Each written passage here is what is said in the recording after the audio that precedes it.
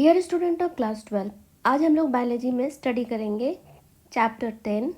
Chapter 10 topic है microbes in human welfare. Microbes यानी micro organism का क्या रोल है ह्यूमन के वेलफेयर में, ह्यूमन के विकास में। तो सबसे पहले हम लोग देख लें माइक्रोब्स क्या है। माइक्रोब्स को माइक्रो ऑर्गेनिज्म भी बोलते हैं। माइक्रो मतलब सूक्ष्म जीव। ये लोग इतने टाइनी होते हैं, टाइनी क्रिएचर होते हैं, इतने सूक्ष्म होते हैं कि इन लोगों को हम लोग अपनी नंगी आंखों से, नेकेड आई से नहीं देख सकते हैं। तो microbes are tiny creature which can not be seen with our naked eyes. तो इनको देखने के लिए हम लोगों को एक मशीन की ज़रूरत होती है, आवश्यकता होती है। उसको हम लोग बोलते हैं microscope. They can be seen with the help of microscope. और माइक्रोब्स tiny creature है, cannot be seen with our naked eyes and can be seen only with the help of microscope, so they are also called microorganism. Microorganism या microbes को हमारे earth के biological system का major biological component कहते हैं, important biological component कहते हैं। They are present on everywhere, हर जगह पाया जाता है, जैसे सॉइल में है, वाटर में है, एयर में है, हमारे बॉडी में है, दूसरे एनिमल के बॉडी में है, प्लांट में भी पाया जाता है। इसके अलावा माइक्रो ऑर्गेनिज्म और भी जगहों पे पाए जाते हैं जहाँ पे other life can not survive. Deep inside the geyser, thermal went में, जहाँ पे टेम्परेचर 100 डिग्री सेल्सियस से भी ऊपर रहता है। Deep in the soil, under the layer of snow, जहाँ पे माइनस डिग्री सेल्सियस में टेम्परेचर रहता है, वहाँ पे भी ये सर्वाइव कर सकते हैं। और हाईली एसिडिक इन्वायरमेंट में भी ये सर्वाइव कर सकते हैं। तो माइक्रो ऑर्गेनिज्म टाइनी ऑर्गेनिज्म है जिसको हम लोग अपनी नेकेड आई से नहीं देख सकते। They can be seen only with the help of micro organism. और ये इम्पॉर्टेंट, हमारे अर्थ के इम्पॉर्टेंट बायोलॉजिकल कंपोनेंट है बायोलॉजिकल सिस्टम में। इसका कुछ एग्जाम्पल माइक्रो ऑर्गेनिज्म का हम लोग देख लें। माइक्रोब्स का प्रोटोजोआ है, बैक्टीरिया है, फंगी है, वायरस है, वायरॉइड्स है, प्रायन्स है। वायरस से भी स्मॉलर पार्टिकल होता है वायरॉइड। इसमें प्रोटीन कवरिंग नहीं होता है, सिर्फ न्यूक्लिक एसिड रहता है, आरएनए रहता है। और जनरली ये प्लांट में डिजीज़ प्रोड्यूस करता है, जैसे पोटैटो स्पिंडल फाइबर डिजीज़, वो वायरॉइड्स के कारण ही होता है। और एक नया माइक्रो ऑर्गेनिज्म है प्रायोन्स। इसमें सिर्फ इन्फेक्टिव पार्टिकल प्रोटीन होता है, इसमें न्यूक्लिक एसिड नहीं पाया जाता, आइदर डीएनए और आरएनए कोई भी नहीं पाया जाता है। तो ये सब डिफरेंट एग्जाम्पल हम लोग माइक्रोब्स का देख लिए। कुछ माइक्रोब्स को हम लोग थर्मोफिलस कहते हैं, क्योंकि ऐसे माइक्रोब्स जो हैं ये 100 डिग्री सेल्सियस से भी मोर टेम्परेचर पर सर्वाइव कर सकते हैं। डीप इनसाइड द गीज़र, जैसे थर्मल वेंट में, जहाँ पे टेम्परेचर 100 डिग्री सेल्सियस से भी ज़्यादा रहता है, वहाँ पे ये माइक्रोब्स ग्रो करते हैं, माइक्रो ऑर्गेनिज्म रह सकते हैं, इसलिए इनको थर्मोफिलस माइक्रो ऑर्गेनिज्म कहते हैं। कुछ माइक्रोब्स हैं जैसे फंगस है, बैक्टीरिया है, जिसको हम लोग लेबोरेटरी में न्यूट्रिएंट मीडियम में ग्रो करा सकते हैं और इनको हम लोग अपने नेकेड आई से भी देख सकते हैं। एक पेट्री डिश होता है जिसमें हम लोग कल्चर मीडियम, न्यूट्रिएंट मीडियम रखते हैं। जब उसमें फंगस या बैक्टीरिया को डालते हैं तो वो कॉलोनी फॉर्म करता है, जिसको हम लोग अपनी नंगी आंखों से देख सकते हैं। और ये कल्चर के द्वारा हम लोग माइक्रो ऑर्गेनिज्म की स्टडी कर सकते हैं, डिफरेंट माइक्रोब्स के। माइक्रोब्स को दो कैटेगरी में बांटा गया है, एक है पैथोजेनिक और दूसरा है non pathogenic. Pathogenic micro organism या माइक्रोब्स किसको कहेंगे? तो ऐसे माइक्रोब्स या माइक्रो ऑर्गेनिज्म जो प्लांट या एनिमल में डिजीज प्रोड्यूस करते हैं और हमेशा हार्मफुल होते हैं, ऐसे माइक्रो ऑर्गेनिज्म को पैथोजेनिक माइक्रो ऑर्गेनिज्म कहते हैं। दूसरा है non pathogenic micro organism. Non pathogenic किसको कहेंगे? तो कुछ माइक्रोब्स या माइक्रो ऑर्गेनिज्म जो हैं वो हमें बहुत तरह से लाभ पहुंचाते हैं, useful to us in diverse ways, और हमारे लिए बिल्कुल भी हार्मफुल नहीं है। ऐसे माइक्रोब्स या माइक्रो ऑर्गेनिज्म को यूजफुल माइक्रो ऑर्गेनिज्म या नॉन पैथोजेनिक माइक्रो ऑर्गेनिज्म बोलते हैं। तो इस टॉपिक में हम लोगों को पढ़ना है ह्यूमन वेलफेयर में कैसे हेल्प करता है माइक्रोब्स। तो डिफरेंट टॉपिक के द्वारा हम लोग समझेंगे role of microbes in human welfare. तो पहला टॉपिक है माइक्रोब्स को हम लोग हाउस होल्ड प्रोडक्ट बनाने में यूज़ करते हैं। माइक्रोब्स को सीवेज ट्रीटमेंट में यूज़ किया जाता है। माइक्रोब्स को बायोगैस प्रोडक्शन में यूज़ करते हैं। माइक्रोब्स को बायो कंट्रोल एजेंट के हिसाब से यूज़ कर सकते हैं और माइक्रोब्स को बायो फर्टिलाइजर के हिसाब से यूज़ कर सकते हैं। तो डिफरेंट टॉपिक को हम लोग डिस्कस करते हैं वन बाय वन। पहला है role of microbes in production of household product. तो बहुत सारा हाउस होल्ड प्रोडक्ट है, जैसे कर्ड है, डव है, टॉडी है, चीज़ है, ये सब बनाने में माइक्रोब्स का बहुत बड़ा रोल है। ये कॉमन हाउस होल्ड प्रोडक्ट होता है, मिलता है हमको by the use of microbes. Common house hold product का नाम बताया कर्ड, डव, टॉडी, चीज़, जिसको बनाने के लिए माइक्रोब्स या माइक्रो ऑर्गेनिज्म हेल्प करता है। पहला है कर्ड। कर्ड कैसे बनता है? तो हम लोग मिल्क में ऐड करते हैं, जोरन डालते हैं। जोरन मतलब क्या है? हम लोग लैक्टोबैसिलस बैक्टीरिया को इंसर्ट कर रहे हैं मिल्क में।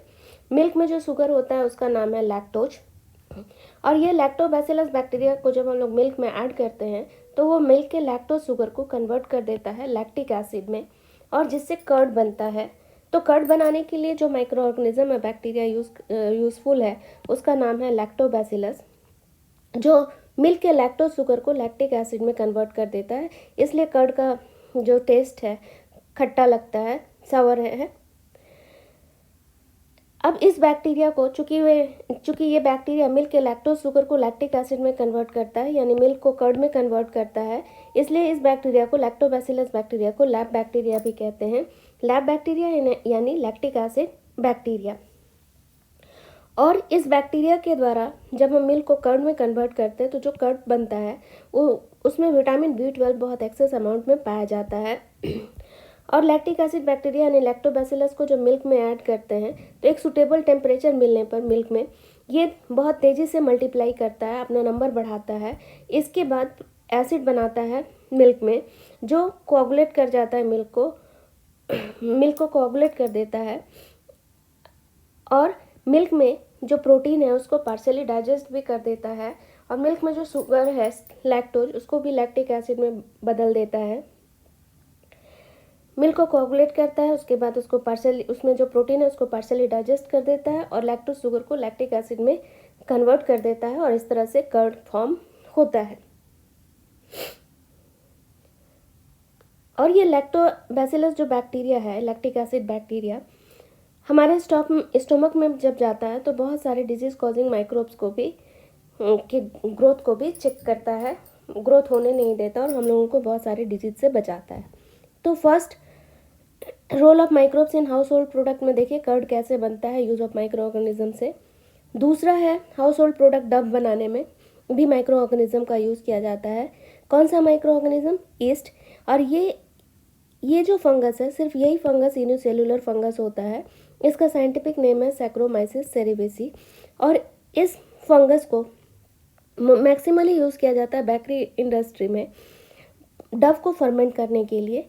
डव में जब ईस्ट पाउडर मिलाया जाता है, या ईस्ट इन्वायरमेंट में ही है, नेचर में भी अवेलेबल है और ईस्ट पाउडर फॉर्म में भी अवेलेबल है। जब हम लोग डव में ईस्ट पाउडर मिला देते हैं या ईस्ट आकर के डव को कुछ देर तक छोड़ देते हैं तो ईस्ट उसको फर्मेंट करता है, तो कुछ देर बाद डव फ्लफी हो जाता है। क्यों हो जाता है? क्योंकि ईस्ट उसमें एनारोबिक रेस्पिरेशन करता है तो कार्बन डाइऑक्साइड रिलीज होता है, जिसके कारण डव फ्लफी हो जाता है, और इसके कारण ब्रेड वगैरह जो है फ्लफी होता है, स्पंजी बनता है। और ईस्ट को इडली डोसा के मिक्सचर में भी डालते हैं तो वो उसको भी फर्मेंट करता है, जिससे इडली डोसा भी फ्लफी होता है, स्पंजी बनता है।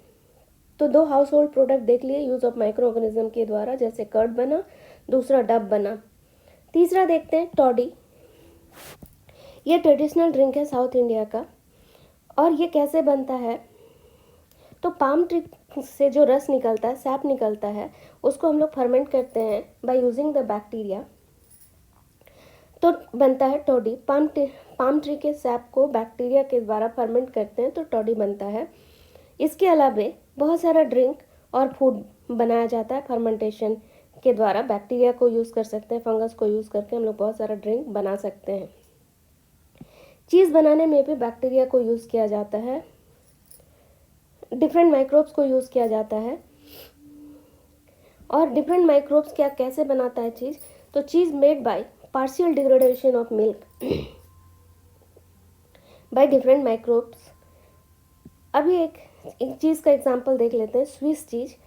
इसको बनाने के लिए बैक्टीरिया का जो माइक्रोब्स को यूज़ किया जाता है उसका वो है बैक्टीरिया, और बैक्टीरिया का नाम है प्रोप्लोनियोबैक्टीरियम सेरमानिल। ये बैक्टीरिया जो है चीज़ बनाने के लिए जब मिल्क में डालते हैं इस बैक्टीरिया को, तो चीज़ बनता है जिसमें लार्ज होल प्रोड्यूस होता है। और ये चीज़ में लार्ज होल प्रोडक्शन करने में ये बैक्टीरिया जो हेल्प कर रहा है प्रोलोनियोबैक्टीरियम सेरमानिल। लार्ज होल क्यों प्रोड्यूस हो रहा है चीज़ में? क्योंकि ये बैक्टीरिया जो है मिल्क को फर्मेंट करता है, और जब फर्मेंट करता है तो large amount of carbon dioxide release करता है, जिसके कारण लार्ज होल बन जाते हैं चीज़ में। दूसरा है रॉकफोर्ट चीज़। इसको बनाने के लिए फंगस का यूज़ किया जाता है। उस फंगस का नाम है पेनिसिलियम रॉकफोर्टी। इसमें मिल्क को रैपन किया जाता है फंगस पेनिसिलियम रॉकफोर्टी के द्वारा, और जिसके कारण इस चीज़ में स्पेसिफिक फ्लेवर आ जाता है। और माइक्रोब्स को हम लोग फिश को भी फर्मेंटेशन के लिए यूज़ करते हैं, सोयाबीन को भी फर्मेंट करते हैं इसके द्वारा, बम्बू शूट्स को भी यूज़ करते हैं, जिसके बाद उससे खाना बनाया जाता है। अब हम लोग देख लें role of microbes in industrial product. किस तरह से इंडस्ट्रियल प्रोडक्ट बनाने में, लार्ज स्केल में कोई चीज़ को बनाना है तो इंडस्ट्री में बनाएंगे, और वहाँ पर माइक्रोब्स को यूज़ करते हैं large scale of production of product for the human welfare. तो इंडस्ट्रियल प्रोडक्ट में हम लोग देख लें माइक्रोब्स को कैसे यूज़ करते हैं लार्ज स्केल प्रोडक्शन के लिए प्रोडक्ट का। तो माइक्रोब्स को इंडस्ट्री में यूज़ किया जाता है लार्ज नंबर ऑफ प्रोडक्ट को बनाने के लिए, लार्ज अमाउंट में ह्यूमन बीइंग के लिए। वहाँ पर यूज़ किया जाता है इंडस्ट्री में फर्मेंटर। फर्मेंटर क्या है? एक लार्ज वैसल है, और लार्ज वेसल को हम लोग फर्मेंटर बोलते हैं। और हम लोगों को माइक्रोबियल प्रोडक्ट को लार्ज स्केल में बनाने के लिए इंडस्ट्री में, और उसमें माइक्रोब्स को ग्रो कराने के लिए लार्ज वेसल्स की आवश्यकता होती है। उस वेसल्स को हम लोग फर्मेंटर कहते हैं। कौन कौन सा इंडस्ट्रियल प्रोडक्ट हम लोग माइक्रो ऑर्गेनिज्म के द्वारा बना सकते हैं? कुछ मेन इंडस्ट्रियल प्रोडक्ट हम लोग देख लें जिसको कि हम लोग माइक्रोब्स के यूज़ के द्वारा बनाते हैं, जैसे फर्मेंटेड बीवरेज, एंटीबायोटिक है, ऑर्गेनिक एसिड है, अल्कोहल है, एंजाइम है, और बायो एक्टिव मॉलिक्यूल है। अब हम लोग देख लें फर्मेंटेड बीवरेज कैसे बनता है इंडस्ट्री में, लार्ज स्केल कैसे बीवरेज का प्रोडक्शन होता है बाय यूजिंग माइक्रो ऑर्गेनिज्म। तो यहाँ पर भी यूज़ किया जाता है फंगस का नाम है ईस्ट का साइंटिफिक नेम सैक्रोमाइसिस सेरेविसी। इसको ब्रीवर्स ईस्ट भी कहते हैं।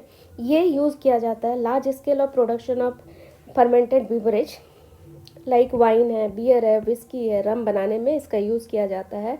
और ये जो बीवरेज है कैसे बनता है, वाइन, बियर, विस्की, रम, माल्टेड सीरियल या फ्रूट जूस में हम लोग ईस्ट को डाल देते हैं तो इससे जाइमेज निकलता है। और माल्टेड सीरियल और फ्रूट जूस में जो कार्बोहाइड्रेट होता है, ईस्ट का जाइमेज उसको इथाइल अल्कोहल या इथेनॉल में तोड़ देता है, कार्बन डाइऑक्साइड रिलीज करता है और कुछ सम अमाउंट ऑफ एनर्जी भी रिलीज करता है। ये इथेनॉल जो है इसको हम लोग फर्मेंटेड बीवरेज बोलते हैं। और वाइन, बियर, विस्की, रम ये सब में इथेनॉल ही पाया जाता है। बीवरेज को दो टाइप में बांटा गया है। रॉ मटेरियल, कौन सा रॉ मटेरियल यूज़ करेंगे उसके आधार पे जो फर्मेंटेड बीवरेज बनाया जाता है इंडस्ट्री में दो तरह का होता है।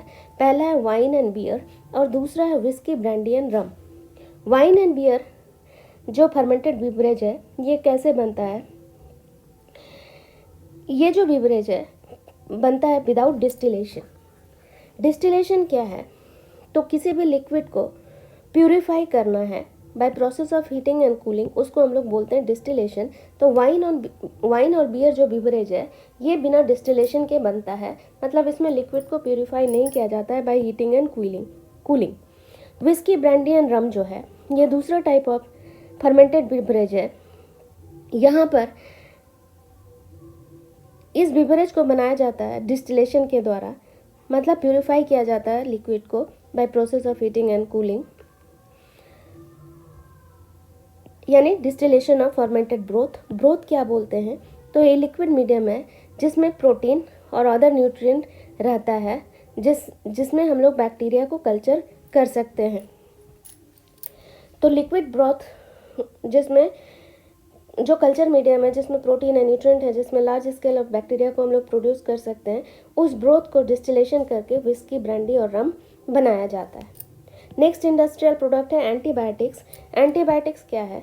तो ये केमिकल सब्सटेंस है कुछ माइक्रो ऑर्गेनिज्म प्रोड्यूस करते हैं ऐसे केमिकल सब्सटेंस को, जब हमारे बॉडी में इंजेक्ट किया जाता है और ये ब्लड में जब जाता है तो किल करता है बहुत सारे डिजीज प्रोड्यूसिंग माइक्रो ऑर्गेनिज्म को, और जिससे हम ठीक हो सकते हैं उस एंटीबायोटिक यूज़ से बहुत सारे बीमारियों से, जैसे प्लेग से, हुपिंग कफ से, डिप्थीरिया से, लेप्रोसी से बच सकते हैं।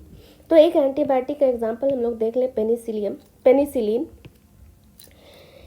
पेनिसिलिन एंटीबायोटिक की डिस्कवरी जिस साइंटिस्ट ने की थी उनका नाम है अलेक्जेंडर फ्लेमिंग, और ये पेनिसिलिन एंटीबायोटिक बना था पेनिसिलियम फंगस से। और कौन सा स्पीसीज से बना था? पेनिसिलियम नोटेटम से। और ये penicillin antibiotic Penicillium notatum fungus से 1929 में डिस्कवर हुआ था और अलेक्जेंडर फ्लेमिंग ने डिस्कवर किया था। कैसे डिस्कवर किया था? तो जब वो स्टेफाइलोकोकस का कॉलोनी ग्रो करा रहे थे, ये बैक्टीरिया है, तो कुछ देर बाद देखे कि वो पेट्री डिश या कल्चर मीडियम में स्टेफाइलोकोकस का कॉलोनी ग्रो नहीं कर रहा है, क्योंकि उसमें पेनिसिलियम नोटेटम फंगस ग्रो कर गया और वो रिलीज कर रहा है टॉक्सिन जिसका नाम है पेनिसिलिन, जो उस स्टेफाइलोकोकस बैक्टीरिया को ग्रो करने नहीं दिया कल्चर मीडियम में। तब उन्होंने देखा वो पेनिसिलियम नोटेटम फंगस था जो कल्चर मीडियम में ग्रो कर गया था स्टेफाइलोकोकस के साथ, जिसके कारण स्टेफाइलोकोकस बैक्टीरिया पूरी तरह से डिस्ट्रॉय हो गया था। तब उन्होंने उस केमिकल सब्सटेंस को डिस्कवर किया, उसका नाम दिया एंटीबायोटिक पेनिसिलिन, और ये मैक्सिमम यूज़ किया गया था वर्ल्ड वॉर 2 के समय में 1945 में। और पेनिसिलिन की खोज के लिए अलेक्जेंडर फ्लेमिंग को 1945 में नोबेल प्राइज दिया गया था। थर्ड इंडस्ट्रियल प्रोडक्ट हम लोग देख लें, ऑर्गेनिक एसिड। ऑर्गेनिक एसिड भी माइक्रोबियल मेटाबॉलिक एक्शन के द्वारा प्रोड्यूस्ड होता है इंडस्ट्री में। कुछ ऑर्गेनिक एसिड देख लेते हैं और कौन से माइक्रो ऑर्गेनिज्म उसको प्रोड्यूस करते हैं। जैसे साइट्रिक एसिड ऑर्गेनिक एसिड है, इसको बनाने वाला माइक्रो ऑर्गेनिज्म है एस्परजिलस नाइजर, ये एक फंगस है। दूसरा है एसिटिक एसिड ऑर्गेनिक एसिड, इसको बनाने वाला है बैक्टीरिया, उसका नाम है एसिटोबैक्टर एसिटी। तीसरा है ब्यूटायरिक एसिड, इसको बनाने वाला भी बैक्टीरिया माइक्रो ऑर्गेनिज्म यूज किया जाता है, वो बैक्टीरिया है, उसका नाम है क्लॉस्ट्रीडियम ब्यूटाइलिकम। और लैक्टिक एसिड को लार्ज स्केल में प्रोड्यूस करने के लिए जिस माइक्रो ऑर्गेनिज्म को इंडस्ट्री में यूज किया जाता है उसका नाम है लैक्टोबैसिलस।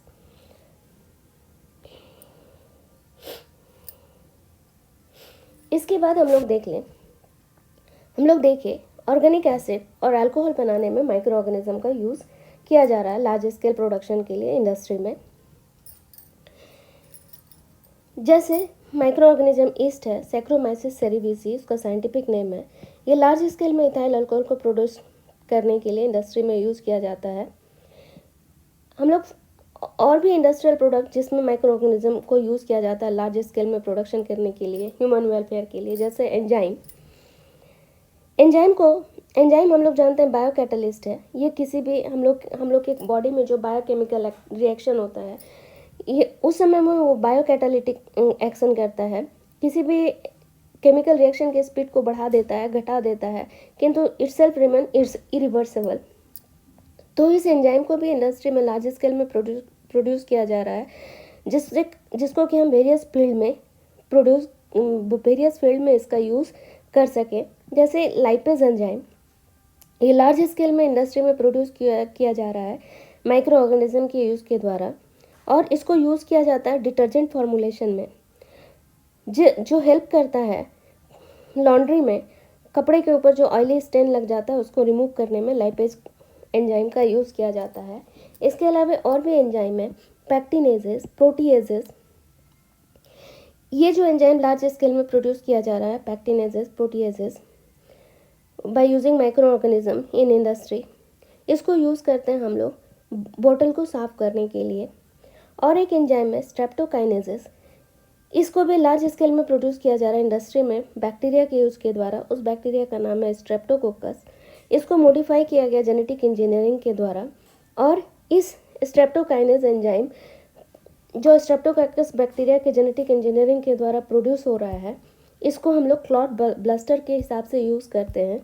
क्लॉट ब्लस्टर मतलब क्या होता है, हम लोग के ब्लड वेसल में ब्लड फ्लो करता है तो कभी कभी ब्लड जम जाता है, जिसको हम लोग क्लॉट कहते हैं, जो फर्दर ब्लड वेसल में ब्लड फ्लो को इंटरप्ट करता है। तो ये जो स्ट्रेप्टोकाइनेज एंजाइम है इसको क्लॉट ब्लास्टर कहते हैं। ये जो ब्लड वेसल में क्लॉट बन गया है उसको डिस्ट्रॉय करता है। किसमें? तो जिस पर्सन में मायोकार्डियल इन्फेक्शन हो गया, जिसमें हार्ट अटैक का खतरा है और ब्लड क्लॉट बना हुआ है, जिससे ब्लड फ्लो इंटरप्ट हो रहा है ब्लड वेसल्स में, अगर स्ट्रेप्टोकाइनेज एंजाइम उसके शरीर में इंजेक्ट किया जाए तो वो ब्लड क्लॉट को हटा देता है, स्मूथ फ्लो ऑफ ब्लड होने देता है ब्लड वेसल्स में, जिससे मायोकार्डियल इन्फेक्शन या हार्ट अटैक से बचा जा सकता है। बायो एक्टिव मॉलिक्यूल भी बनाया जाता है लार्ज स्केल में इंडस्ट्री में with the help of micro organism. कुछ हम लोग बायो एक्टिव मॉलिक्यूल देख लें जो इंडस्ट्री में बनाया जाता है माइक्रोब्स के द्वारा। पहला है साइक्लोस्पोरिन ए। ये बनाया जाता है फंगस के द्वारा। उस फंगस का नाम है ट्राइकोडर्मा पॉलीस्पोरम। इस साइक्लोस्पोरिन ए जो है बायो एक्टिव मॉलिक्यूल, इसको हम लोग इम्यूनो रिप्रेसिव एजेंट कहते हैं। स्पेशली उन पेशेंट को दिया जाता है जिसमें ऑर्गन ट्रांसप्लांट हुआ। और ये साइक्लोस्पोरिन ए इम्यूनो रिप्रेसिव एजेंट है, मतलब इम्यूनिटी सिस्टम को कम कर देता है, जिससे न्यू ऑर्गन आसानी से दूसरे पर्सन के बॉडी में एडजस्ट कर सकता है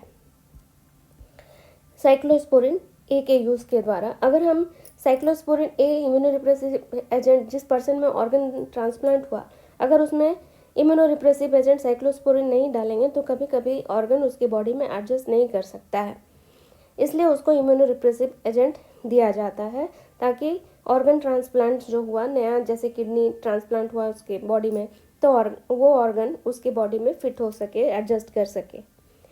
दूसरा है बायोएक्टिव मॉलिक्यूल स्टैटिन। इसको लार्ज स्केल में प्रोड्यूस करने के लिए जिस माइक्रो ऑर्गेनिज्म का यूज़ किया जाता है वो फंगस है ईस्ट। और वो उस ईस्ट का एक वैरायटी है मोनास्कस परप्यूरियस, जिसके द्वारा बायोएक्टिव मॉलिक्यूल स्टैटिन बनाया जाता है लार्ज स्केल में इंडस्ट्री में। और ये ब्लड में कोलेस्ट्रॉल लेवल को कम करता है। कैसे कम करता है? तो कोलेस्ट्रॉल बनाने वाला एंजाइम से कॉम्पिटिटिव इनहिबिटर का काम करता है, मतलब उससे कोलेस्ट्रॉल बनाने वाले एंजाइम से कम्पीट करता है और उस एंजाइम की एक्टिविटी को, जो कोलेस्ट्रॉल बनाने में हेल्प करता है, उसकी एक्टिविटी को इनहिबिट करता है और कोलेस्ट्रॉल के लेवल को ब्लड में कम करता है। अब हम लोग देख लें role of microbes in sewage treatment plant. Sewage क्या है? तो जो म्यूनिसिपल वेस्ट वाटर निकलता है, डोमेस्टिक वेस्ट वाटर निकलता है, उसमें large amount of human excreta होता है। ह्यूमन एक्सक्रीटा में क्या क्या रहता है? ऑर्गेनिक मटेरियल रहता है, माइक्रोब्स रहता है। तो इस तरह का म्यूनिसिपल वेस्ट वाटर और डोमेस्टिक वेस्ट वाटर जिसमें large amount of human excreta है, ऑर्गेनिक मटेरियल है, माइक्रोब्स है, इसको हम लोग सीवेज बोलते हैं। और इसको हम लोग अगर डायरेक्ट नेचुरल बॉडी में, वाटर बॉडीज़ में हम लोग डाल देंगे तो ये वाटर पॉल्यूशन का कारण है और बहुत सारा ह्यूमन हेल्थ हैज़र्ड भी है। इससे बहुत सारा ह्यूमन में डिजीज़ उत्पन्न हो सकता है। तो ये जो म्यूनिसिपल वेस्ट वाटर है, डोमेस्टिक वेस्ट वाटर है, इसको जिसमें sewage content, organic material, microbes content ज़्यादा है, उसको डायरेक्ट नेचुरल बॉडी में, नेचुरल वाटर बॉडीज़ में नहीं डालेंगे। उसको हम लोगों को लेस पॉल्यूटिंग बनाना है, जिससे वाटर का पॉल्यूशन कम हो और हम लोग को बीमारी भी कम हो। तो सीवेज को हम लोग को ट्रीट करके वाटर बॉडी में डालना है, नेचुरल वाटर बॉडीज़ में। और सीवेज को हम लोग ट्रीट करते हैं जहाँ पर, उसको हम लोग बोलते हैं सीवेज ट्रीटमेंट प्लांट या STPs। और डिफरेंट स्टेप्स में हम लोग म्यूनिसिपल वेस्ट वाटर या डोमेस्टिक वेस्ट वाटर जिसमें सीवेज है, ऑर्गेनिक मटेरियल है, माइक्रोब्स है, डेब्रिस है, सेडिमेंटेशन है, उसको हम लोग डिफरेंट स्टेप्स में ट्रीट करते हैं। जब सीवेज का ट्रीटमेंट कंप्लीट हो जाता है तब उसको नेचुरल वाटर बॉडीज़ में डाला जाता है, जिससे वो लेस पॉल्यूशन करे वाटर को और लेस डिजीज़ प्रोड्यूसिंग वाटर हो। तो पहले हम लोग सीवेज ट्रीटमेंट को शुरू करते हैं। फर्स्ट स्टेप है सीवेज ट्रीटमेंट का, प्राइमरी ट्रीटमेंट ऑफ सीवेज। इसमें हम लोग क्या करते हैं, ये फर्स्ट स्टेप है जिसमें हम लोग फिजिकली रिमूव करते हैं लार्ज पार्टिकल और स्मॉल पार्टिकल को सीवेज से। ये फर्स्ट स्टेप है, प्राइमरी ट्रीटमेंट है, जिसमें हम लोग सीवेज से स्मॉल पार्टिकल, लार्ज पार्टिकल को सेपरेट करेंगे दो प्रोसेस के द्वारा, फिल्ट्रेशन के द्वारा और सेडिमेंटेशन के द्वारा। तो फिल्ट्रेशन के द्वारा हम लोग सीवेज से कौन से मटेरियल को हटाते हैं? तो फिल्ट्रेशन के द्वारा हम लोग सीवेज में अगर फ्लोटिंग डेब्रिस से कुछ चीज़ तैर रहा है तो उसको हम लोग फिल्ट्रेशन के द्वारा सीवेज से हटाते हैं। फ्लोटिंग डेब्रिस सीवेज से हटाने के प्रोसेस को फिल्ट्रेशन बोलते हैं। Floating debris is removed by sequential filtration. और सीक्वेंशियल फिल्ट्रेशन किसे कहते हैं? तो बार बार वायर मेश के द्वारा उसको पास कराया जाता है सीवेज को, जिससे उसे फ्लोटिंग डेब्रिस वायर मैश के द्वारा सिक्वेंसली अरेंज्ड है। वायर मैश के द्वारा जब हम लोग पास कराते हैं तो फ्लोटिंग डेब्रिस जो है सीवेज से निकल जाता है। उसके बाद नेक्स्ट प्रोसेस है सेडिमेंटेशन, जो प्राइमरी ट्रीटमेंट का सेकेंड स्टेप है। जब फ्लोटिंग डेब्रिस निकल जाता है सीवेज से by passing through the wire mesh, उसके बाद हम लोग सेडिमेंटेशन करते हैं। सेडिमेंटेशन में अभी भी सीवेज में सॉयल है, ग्रिट है, स्मॉल पेबल्स है, तो उसको रिमूव करते हैं बाय सेडिमेंटेशन इन सेटलिंग टैंक। सेटलिंग टैंक में डाल देंगे उस सीवेज को, जिससे फ्लोटिंग डेब्रिस रिमूव हो गया बाय फिल्ट्रेशन। तो उसको हम लोग सेटलिंग टैंक में डालेंगे तो जो हायर पार्टिकल है वो नीचे बैठ जाएगा, हेवी पार्टिकल जो है नीचे बैठ जाएगा, जैसे सॉयल है, स्मॉल पेबल्स है, ग्रिट है, ये सब नीचे बैठ जाएगा और ऊपर में सुपरनेटेंट रह जाएगा। तो इस प्रोसेस को हम लोग बोलते हैं सेडिमेंटेशन, जिसमें हम लोग हैवी पार्टिकल को सीवेज से अलग कर लिए। और जो सॉलिड पार्टिकल सेटलिंग टैंक में नीचे जमा हुआ सेडिमेंटेशन के द्वारा, उसको हम लोग बोलते हैं प्राइमरी स्लज। और सेडिमेंटेशन जो सेटलिंग टैंक में जो नीचे सेडिमेंट बैठा था, सॉइल का, स्मॉल पेबल्स का, ग्रिट का, हैवियर होने के कारण उसको हम लोग प्राइमरी स्लज बोले सेटलिंग टैंक में। और ऊपर में जो सिर्फ वाटरी मटेरियल बच गया, सुपरनेटेंट बच गया, उसको हम लोग बोलते हैं primary effluent.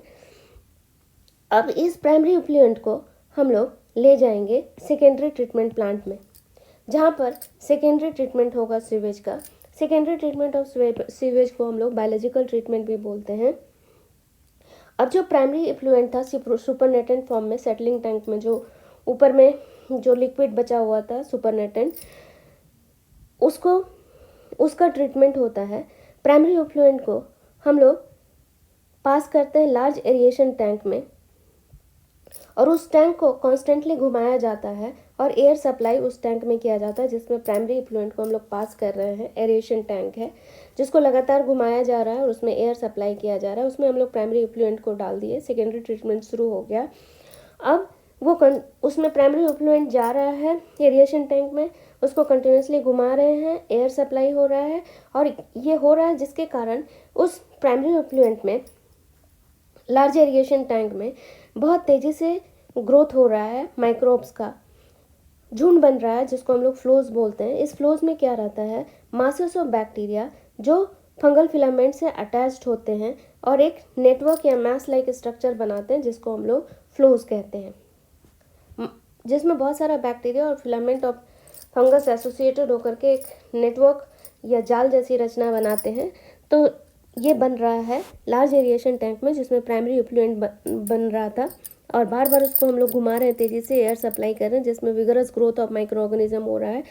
Large amount of bacteria बन रहा है, एसोसिएटेड रहता है फिलामेंट ऑफ फंगस से, और नेट लाइक स्ट्रक्चर बनाता है, मेस लाइक स्ट्रक्चर बनाता है, जिसको फ्लोज कहते हैं। अब ये फ्लोज जो है माइक्रोब्स, बैक्टीरिया प्लस फंगस का फिलामेंट अटैच्ड एक network like structure, mesh like structure बना। अब वो प्राइमरी इफ्लुएंट्स में क्या करता है? Major part of organic material को डिकम्पोज करना शुरू करता है बाय यूजिंग ऑक्सीजन इन जो प्राइमरी इफ्लुएंट में जो ऑक्सीजन है उसको यूज़ करके प्राइमरी इफ्लुएंट में जो ऑर्गेनिक मटेरियल है उसको वो डिकम्पोज करना शुरू करता है, और धीरे धीरे प्राइमरी इफ्लुएंट में ऑक्सीजन कम होने लगता है, और जिसको हम लोग बोलते हैं biological oxygen demand of the effluent कम हो रहा है प्राइमरी इफ्लुएंट में, क्योंकि माइक्रो ऑर्गेनिज्म जो है उस ऑक्सीजन को यूज़ कर रहा है डिकम्पोजिशन ऑफ ऑर्गेनिक मटेरियल में। अब हम लोग देख सकते हैं कि प्राइमरी इफ्लुएंट में जैसे जैसे बायोलॉजिकल ऑक्सीजन डिमांड कम हो रहा है, ऑक्सीजन कम हो रहा है, क्योंकि माइक्रोब्स जो है उस ऑक्सीजन को यूज़ कर रहा है डिकम्पोजिशन के लिए ऑर्गेनिक मटेरियल का। तो प्राइमरी इफ्लुएंट में बायोलॉजिकल ऑक्सीजन डिमांड जैसे जैसे कम होता जाएगा, हम लोग बोल सकते हैं कि सीवेज ट्रीटमेंट हो रहा है, प्राइमरी एफ्लुएंट ट्रीटेड हो गया। अब जैसे ही बायोलॉजिकल ऑक्सीजन डिमांड सीवेज का कम हो जा रहा है, उसको हम लोग सेटलिंग टैंक में भेज देते हैं। सेटलिंग टैंक में क्या होता है, अब प्राइमरी एफ्लुएंट को सेटलिंग टैंक में भेजें।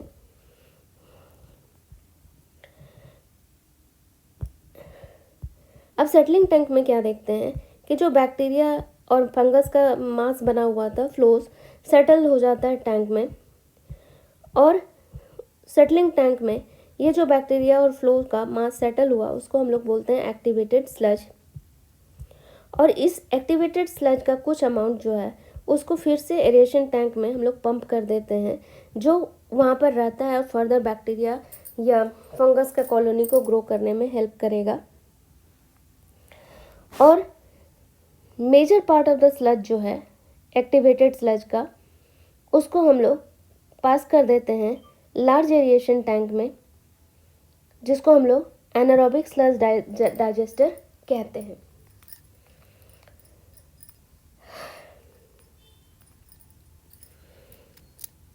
तो एक्टिवेटेड स्लज जमा हो गया सेटल टैंक में। सेटल टैंक में एक्टिवेटेड स्लज का कुछ पार्ट को हम लोग पंप करेंगे एरेशन टैंक में, जहाँ पर वो फर्दर बैक्टीरिया के ग्रोथ करने में हेल्प करता है। और मेजर पार्ट जो एक्टिव स्लज है उसको हम लोग पंप करेंगे लार्ज एरिएशन टैंक में, जहाँ पर एनारोबिक बैक्टीरिया है। और वो जो प्राइमरी एफ्लुएंट जो प्यूरिफाई हो गया था, उसको हम लोग भेज देंगे नियर बाय वाटर सोर्स में। अब एनारोबिक स्लज डाइजेस्टर में जो एक्टिवेटेड स्लज आया, उसका कुछ पोर्शन हम लोग एरिएशन टैंक में छोड़ दिए थे और कुछ पोर्शन हम लोग लार्ज एनारोबिक स्लज में डाले, स्लज डाइजेस्टर में डाले। वहाँ पर दूसरे तरह का बैक्टीरिया रहता है और वो बैक्टीरिया उस एनारोबिक स्लज डाइजेस्टर में एनारोबिकली बहुत तेज़ी से ग्रो करता है। और ये एनारोबिक बैक्टीरिया, जो दूसरा बैक्टीरिया है, ये क्या करता है, स्लज में पहले से जो बैक्टीरिया और फंगस का जो एसोसिएशन बना हुआ था, फ्लोज बना हुआ था, उसको वो डाइजेस्ट करना शुरू करता है। और जब वो एनारोबिक बैक्टीरिया एक्टिव स्लज में प्रेजेंट बैक्टीरिया और फंगस को डाइजेस्ट करता है, तो वहाँ पर मिक्सचर ऑफ गैसेस फॉर्म होता है। कौन कौन सा गैस का मिक्सचर फॉर्म होता है, मीथेन का, हाइड्रोजन सल्फाइड का, कार्बन डाइऑक्साइड का। और इस मिक्सचर ऑफ गैसेस को, मीथेन, हाइड्रोजन सल्फाइड और कार्बन डाइऑक्साइड का जो मिक्सचर ऑफ गैसेस है, उसको हम लोग बोलते हैं बायोगैस। और बायोगैस को सोर्स ऑफ एनर्जी के हिसाब से यूज़ किया जाता है। और जो प्राइमरी एफ्लुएंट था सेकेंडरी ट्रीटमेंट प्लांट का, उसको नेचुरल वाटर बॉडी में हम लोग रिलीज करते हैं। और जो स्लज बचा था उसको हम लोग अभी तो डिस्कस किए, उसको हम लोग सेटलिंग टैंक में भेज देते हैं। कुछ एक्टिवेटेड स्लज को हम लोग भेज देते हैं एरिएशन टैंक में, और major part of the sludge को हम लोग भेज देते हैं लार्ज एरिएशन टैंक में, जहाँ पर एनारोबिक स्लज डाइजेस्टर बैक्टीरिया है, जो स्लज में प्रेजेंस फ्लोज को, बैक्टीरिया और फंगस के एसोसिएशन को डिस्ट्रॉय करना शुरू करता है, एनारोबिकली डाइजेस्ट करता है और रिलीज करता है mixture of gases, methane, hydrogen sulphide, carbon dioxide, जिसको हम लोग बोलते हैं बायोगैस। इस तरह से सीवेज ट्रीटमेंट हो गया, प्राइमरी एफ्लुएंट निकला और स्लजेस को भी हम लोग ट्रीट कर लिया। अब स्लजेस को हम लोग बायोगैस बनाने में यूज़ कर सकते हैं। और बायोगैस बनाने के बाद जो स्लरी बच जाता है, उसको हम लोग यूज़ कर सकते हैं ऑर्गेनिक फर्टिलाइजर के हिसाब से। अब हम लोग देख लें बीओडी क्या है। बीओडी मतलब biological oxygen demand. Biological oxygen demand किसे कहते हैं, तो बायोलॉजिकल ऑक्सीजन डिमांड है the amount of oxygen, oxygen का वो अमाउंट जो फ्लोज के द्वारा यूज़ किया गया था, combination of bacteria and fungal filament association के द्वारा, जो प्राइमरी एफ्लुएंट में ऑर्गेनिक मटेरियल था उसको डिकम्पोज करने के लिए फ्लोज जो ऑक्सीजन को प्राइमरी एफ्लुएंट से यूज़ करते हैं, और धीरे धीरे प्राइमरी एफ्लुएंट में ऑक्सीजन कंटेंट कम हो जाता है, और जिससे प्राइमरी एफ्लुएंट का बायोलॉजिकल ऑक्सीजन डिमांड कम हो जाता है। इसी को हम लोग बोलते हैं बायोलॉजिकल ऑक्सीजन डिमांड। और अगर प्राइमरी एफ्लुएंट में बायोलॉजिकल ऑक्सीजन डिमांड कम हो गया, ऑक्सीजन कंटेंट कम हो गया, क्योंकि वहाँ पर डिकम्पोजिशन ऑफ ऑर्गेनिक मटेरियल बढ़ गया है, मीन्स हम लोग बोल सकते हैं कि एफ्लुएंट जो है ट्रीटेड है, सीवेज ट्रीटमेंट हो गया। अब वो नेचुरल वाटर बॉडी रिसोर्सेज में हम लोग उसको ऐड कर सकते हैं। बायोलॉजिकल ऑक्सीजन डिमांड जो है ये और भी बताता है कि माइक्रोब्स ने प्राइमरी एफ्लुएंट से कितना ऑक्सीजन यूज़ किया है।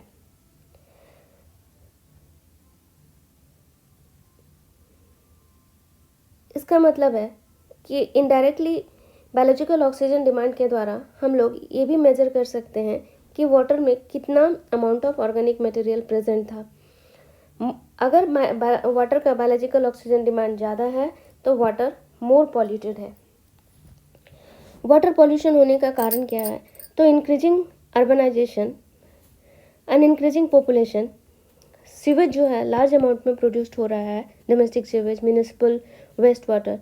और अगर अनट्रीटेड सीवेज को हम लोग डायरेक्टली डिस्चार्ज कर देते हैं नेचुरल वाटर बॉडीज़ में, लाइक रिवर में, पॉन्ड में, तो उसके कारण रिवर वाटर बॉडीज जो है पॉल्यूटेड हो जाएगा और जिससे बहुत सारे वाटर बॉर्न डिजीजेस हम लोगों को होंगे। तो मिनिस्ट्री ऑफ एनवायरनमेंट और फॉरेस्ट ने एक्शन प्लान बनाया जिसके द्वारा हम लोग गंगा और यमुना का पानी को प्योरीफाई कर रख सकते हैं। उसका नाम है गंगा एक्शन प्लान यानी यमुना एक्शन प्लान, जिसके द्वारा हम अपने मेजर रिवर को, कंट्री के मेजर रिवर को पॉल्यूशन से बचा सकते हैं। और इस प्लान में हमारे मेजर रिवर गंगा और यमुना को बचाने के लिए जो Ganga action plan, Yamuna action plan बनाया गया था, इसमें प्रपोज किया गया large number of sewage treatment plant बनाना है, जिसके द्वारा हम लोग सिर्फ ट्रीटेड सीवेज वाटर को वाटर बॉडी या रिवर में डिस्चार्ज कर सकें और रिवर वाटर को कम पॉल्यूटेड कर सकें। तो हम लोग यहाँ पे समरी थोड़ा देख लें। सीवेज वाटर क्या है? Municipal waste water, domestic waste water जिसमें ऑर्गेनिक मटेरियल है, माइक्रोब्स है, ऐसे वाटर को हम लोग सीवेज कहते हैं। इसको हम लोग ट्रीट करेंगे। प्राइमरी ट्रीटमेंट होता है। प्राइमरी ट्रीटमेंट दो तरह से होता है, फिल्ट्रेशन से, दूसरा है सेडिमेंटेशन।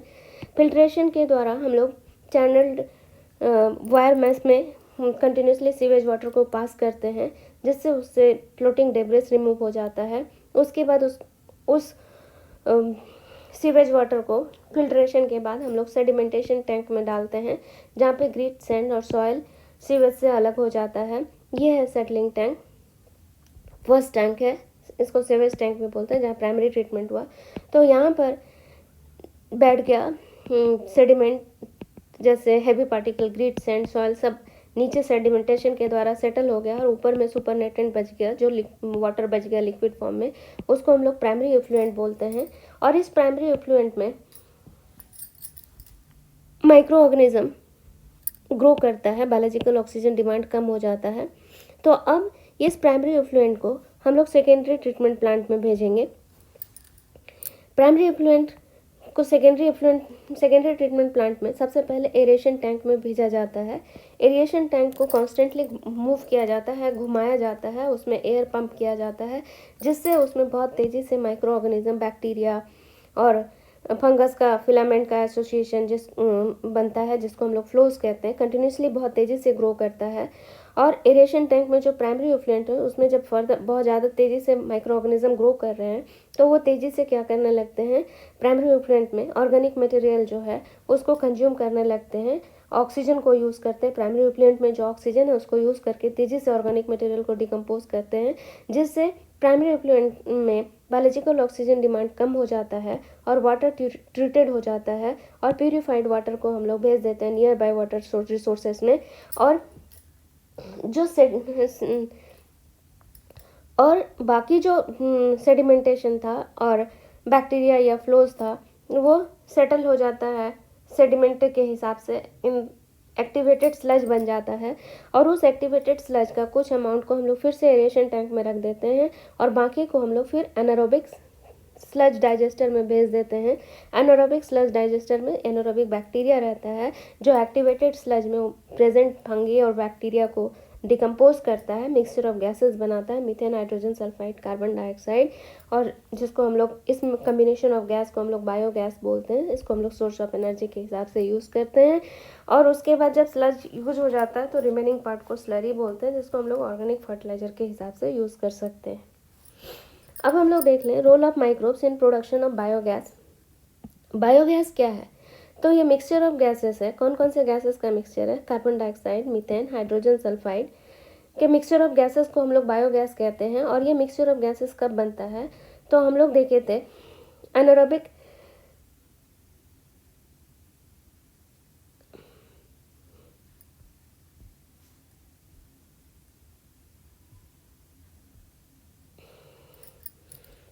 एनारोबिक स्लज डाइजेस्टर में ये मिक्सचर ऑफ गैसेस को हम लोग बायोगैस बोलते हैं। कौन कौन से गैसेस का मिक्सचर, कार्बन डाइऑक्साइड, मीथेन और हाइड्रोजन सल्फाइड, ये तीनों गैस के मिक्सचर को बायोगैस कहते हैं। और ये बायोगैस कब प्रोड्यूस होता है, तो जब एनारोबिक स्लज डाइजेस्टर में हम लोग एक्टिवेटेड स्लज को डालते हैं तो वहाँ पर एनारोबिक बैक्टीरिया होता है, उसका नाम है मिथानोजेनिक बैक्टीरिया। ये मिथानोजेनिक बैक्टीरिया जो है एक्टिवेटेड स्लज में बैक्टीरिया और फिलामेंट का जो एसोसिएशन मेस बना हुआ था, फ्लोज जिसको बोलते हैं, एनारोबिक स्लज डाइजेस्टर में मिथानोजेनिक बैक्टीरिया जो है एक्टिवेटेड स्लज में प्रेजेंट बैक्टीरिया और फंगस का जो एसोसिएशन है जिसको फ्लोज बोलते हैं उसको डाइजेस्ट करना शुरू करता है और सेकेंडरी ट्रीटमेंट प्लांट के समय में। और जब उसको डाइजेस्ट करता है anaerobic bacteria, methanogenic bacteria activated sludge में प्रेजेंट बैक्टीरिया और फंगस को, तो उस समय में ये मिक्सचर ऑफ गैसेस प्रोड्यूस्ड होता है, कार्बन डाइऑक्साइड, मीथेन और हाइड्रोजन सल्फाइड। और इस मिक्सचर ऑफ गैसेस को हम लोग बोलते हैं बायोगैस और ये बायोफ्यूल, और इसको as a source of energy use किया जाता है। तो इफ्लुएंट को तो हम लोग ट्रीटमेंट के बाद प्राइमरी इफ्लुएंट को तो हम लोग भेज दिए नियर बाय वाटर सोर्सेस में, और सेटलिंग टैंक में जो सेडिमेंट था और कुछ बैक्टीरिया था जो सेटलिंग टैंक में जमा हो गया जिसको हम लोग एक्टिवेटेड स्लज बोलते हैं, इस एक्टिवेटेड स्लज को हम लोग भेज दिए एनारोबिक स्लज डाइजेस्टर में। एनारोबिक स्लज डाइजेस्टर में एनारोबिक बैक्टीरिया मिथानोजेनिक था, बैक्टीरिया था, और वो मिथानोजेनिक बैक्टीरिया क्या करने लगा, सेडिमेंटेशन में, एक्टिवेटेड स्लज का सेडिमेंटेशन में बैक्टीरिया फ्लोज था उसको डाइजेस्ट करना शुरू कर दिया, बैक्टीरिया एंड फंगी का एसोसिएशन को जो एक्टिवेटेड स्लज में था, और जिसके कारण मिक्सचर ऑफ गैसेस रिलीज हुआ, methane, carbon dioxide, hydrogen sulphide. और इस मिक्सचर ऑफ गैसेस को हम लोग बोलते हैं बायोगैस। हम लोग मिथानोजेनिक बैक्टीरिया को मिथानोजेन्स भी बोलते हैं, उसका एग्जाम्पल है मिथानोबैक्टीरियम। ये एनारोबिक स्लज डाइजेस्टर टैंक में ये बैक्टीरिया पाया जाता है और ये डाइजेस्ट करता है एक्टिवेटेड स्लज में प्रेजेंट बैक्टीरिया फ्लोज को।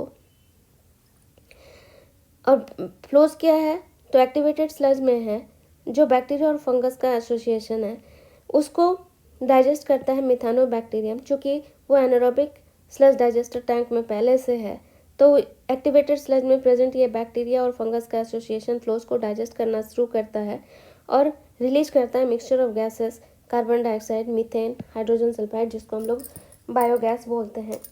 ये मिथानोबैक्टीरियम जो है, ये जितना भी कैटल है सबके एब्डोमेन का एक पार्ट होता है र्यूमन, उसमें पाया जाता है,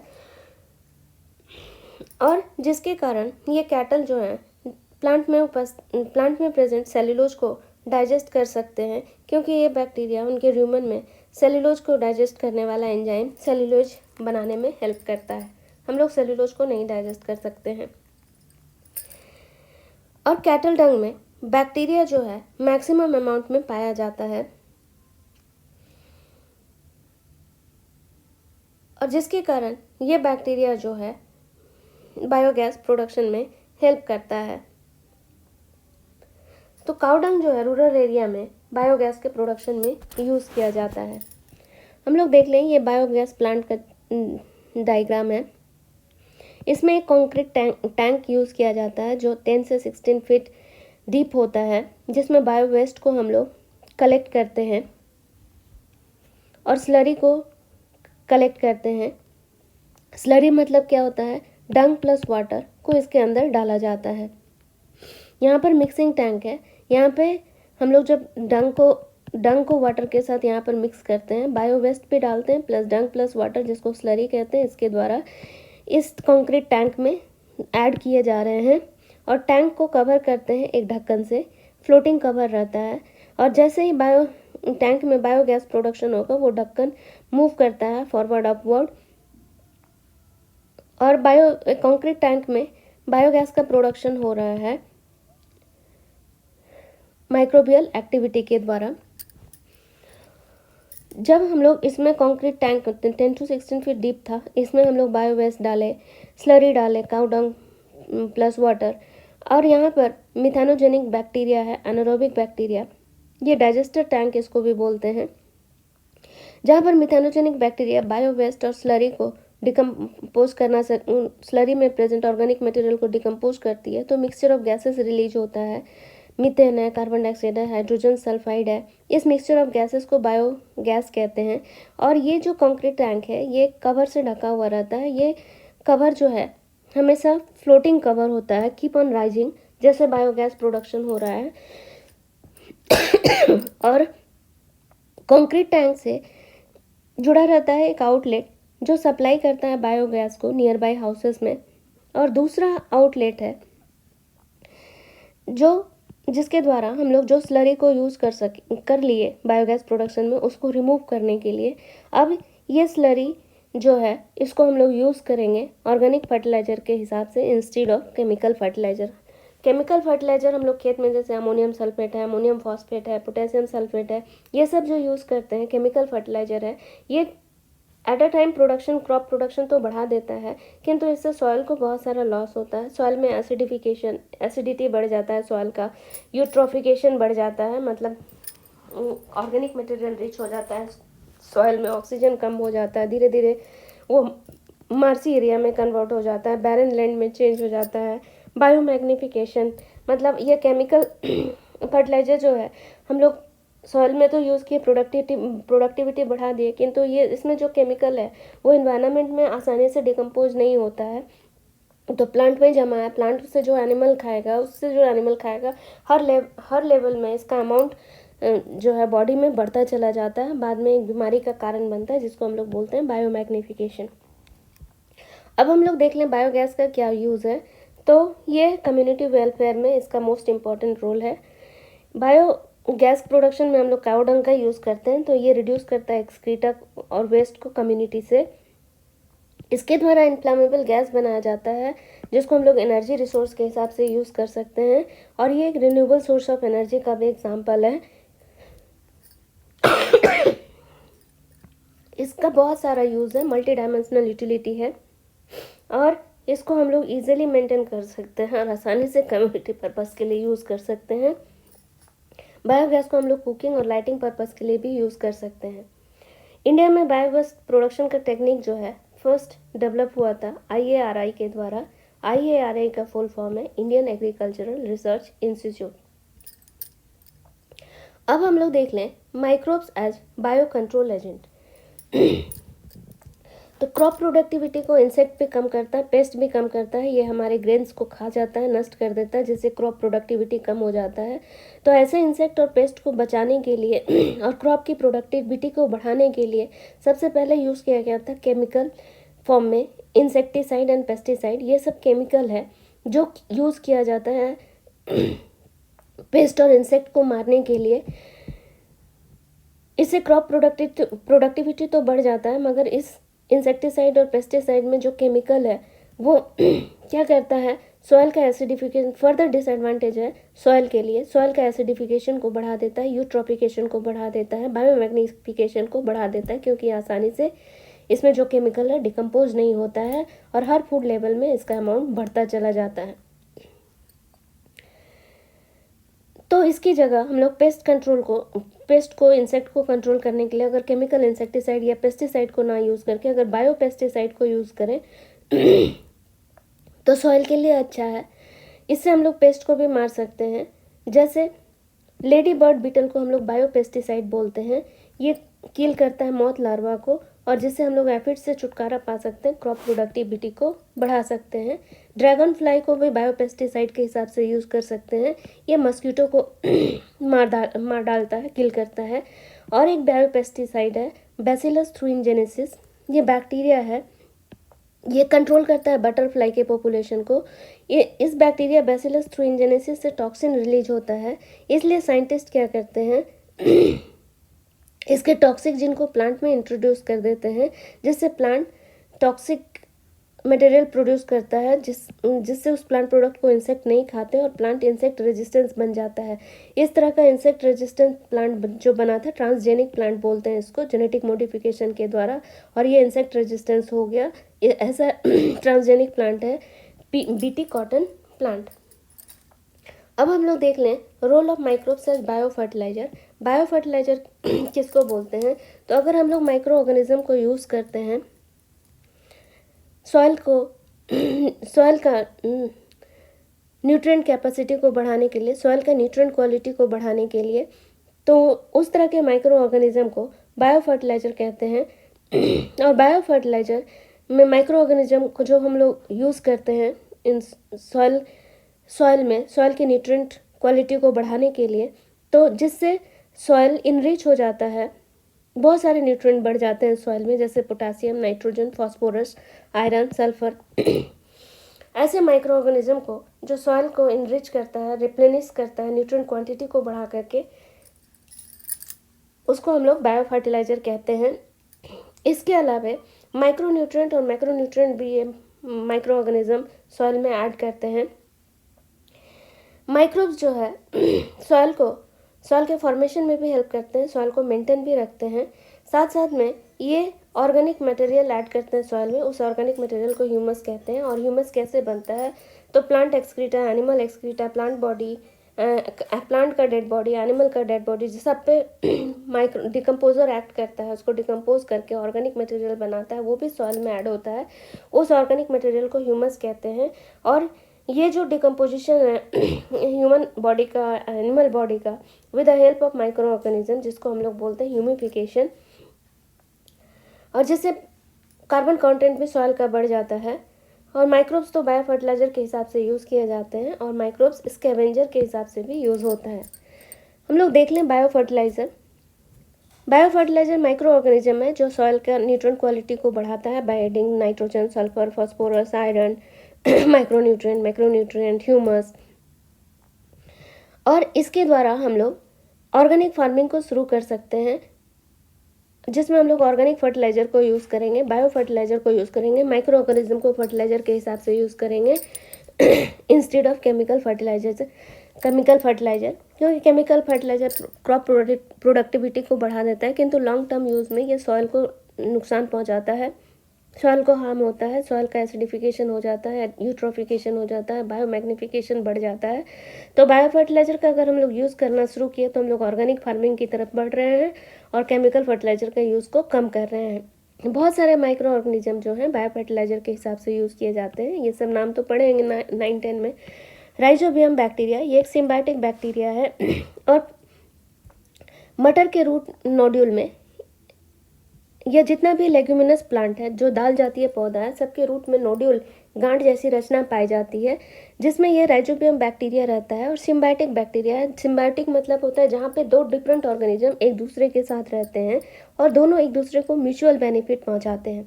तो राइजोबियम बैक्टीरिया मटर के रूट नोड्यूल में है, तो मटर को कैसे हेल्प कर रहा है, पी प्लांट को कैसे हेल्प कर रहा है? तो ये जो बैक्टीरिया है able to fix atmospheric nitrogen. Fix atmospheric nitrogen मतलब एटमॉस्फेरिक नाइट्रोजन को ये बैक्टीरिया एक्सेप्ट कर सकता है डायरेक्टली फ्रॉम द एटमॉस्फेयर और उसको कन्वर्ट करता है इन फॉर्म ऑफ नाइट्राइट और उसको सॉइल में जमा करता है, जिसको हम लोग नाइट्रोजन फिक्सेशन कहते हैं। और इस नाइट्रोजन फॉर्म में नाइट्रोजन को नाइट्राइट और नाइट्रेट फॉर्म में पी प्लांट एब्जॉर्ब करता है। जो एक्सेस अमाउंट रह जाता है वो सॉइल में जमा रहता है, जिससे सॉइल में नाइट्रोजन कंटेंट बढ़ जाता है, सॉइल की फर्टिलिटी बढ़ जाती है। दूसरा माइक्रो ऑर्गेनिज्म एसोसिएशन जो न्यूट्रिएंट क्वांटिटी सॉइल का बढ़ाता है, माइकोराइजा बोलते हैं। ये फंगस एसोसिएशन है। कुछ हायर प्लांट के रूट में फंगस अटैच रहता है। फंगस का कौन सा जीनस है? ग्लोमस है, जो पाइनस ट्री के रूट से जुड़ा रहता है। इस तरह का fungal association root of higher plant को हम लोग माइकोराइजल एसोसिएशन कहते हैं। और ये जो फंगस है माइकोराइजल एसोसिएशन में जब हायर रूट में रहता है तो ये प्लांट को हेल्प करता है सॉइल से फास्फोरस को एब्जॉर्ब करने में, और प्लांट डिजीज रेजिस्टेंस भी हो जाता है, सैलिनिटी रेजिस्टेंस भी हो जाता है, ड्रॉट रेजिस्टेंस भी हो जाता है। और एक माइक्रो ऑर्गेनिज्म है एजेटोबैक्टर। ये free living nitrogen fixing bacteria है। इसमें भी कैपेसिटी है कि वो एटमॉस्फेरिक नाइट्रोजन को डायरेक्ट एटमॉस्फेयर से लेता है, उसको कन्वर्ट करता है नाइट्रेट में और सॉइल में जमा करता है और इस तरह से सॉइल में नाइट्रोजन कंटेंट बढ़ जाता है और सॉइल की फर्टिलिटी बढ़ जाती है। और कुछ भी माइक्रो ऑर्गेनिज्म है जो बायो फर्टिलाइजर के हिसाब से यूज़ किए जाते हैं, जैसे साइनोबैक्टीरिया है, ब्लू ग्रीन एल्गी। साइनोबैक्टीरिया को ब्लू ग्रीन एल्गी कहते हैं। एग्जाम्पल है नॉस्टॉक या एनावेना। ये पैडी फील्ड में पाया जाता है और ये भी nitrogen fixing cyanobacteria blue green algae है। ये भी फिक्स कर सकते हैं, डायरेक्टली एटमॉस्फेरिक नाइट्रोजन को एब्जॉर्ब करते हैं, उसको नाइट्राइट फॉर्म में कन्वर्ट कर सकते हैं और सॉइल में फिक्स करते हैं पैडी फील्ड में स्पेशली, और सॉइल का नाइट्रोजन कंटेंट बढ़ जाता है, सॉइल का फर्टिलिटी बढ़ जाता है। एक फर्न है एजोला। ये एक्वाटिक फर्न है और इसको भी ऑर्गेनिक फर्टिलाइजर के हिसाब से यूज़ किया जाता है। अब हम लोग देख लें role of microbes in SCP यानी single cell protein. Single cell protein क्या है? तो कुछ माइक्रोब्स हैं जिसे माइक्रोबियल यील्ड या cell crop of bacteria, algae, fungi. जब हम लोग माइक्रोब का प्रोडक्ट को यूज़ कर रहे हैं, माइक्रोबियल यील्ड या सेल क्रॉप उगा रहे हैं बैक्टीरिया का, एल्गी का, फंगी का, जिससे हमको अधिक मात्रा में प्रोटीन मिलता है। और प्रोटीन कंटेंट जो है माइक्रोबियल सेल से जो मिलता है बहुत हाई है, क्योंकि उसका ये देखने में स्मॉल होते हैं किंतु इनका बायोमास बहुत अधिक होता है, तो ये लार्ज अमाउंट में प्रोटीन का प्रोडक्शन करते हैं। अगर हम लोग देखें ड्राइड सेल ऑफ सीडोमोनास था जो पेट्रोलियम प्रोडक्ट के ऊपर ग्रो करता है, तो उसमें 69% प्रोटीन कंटेंट है और इसमें ऑल इसेंशियल अमाइनो एसिड पाए जाते हैं। स्पाइरुलिना एक एल्गी है जो सिंगल सेल प्रोटीन का रिच सोर्स है। तो इस तरह से चैप्टर ख़त्म हुआ। Thank you. समझ में आ जाएगा सब सुनने से। नेक्स्ट दिन ट्राई करेंगे चैप्टर 11 का। Thank you.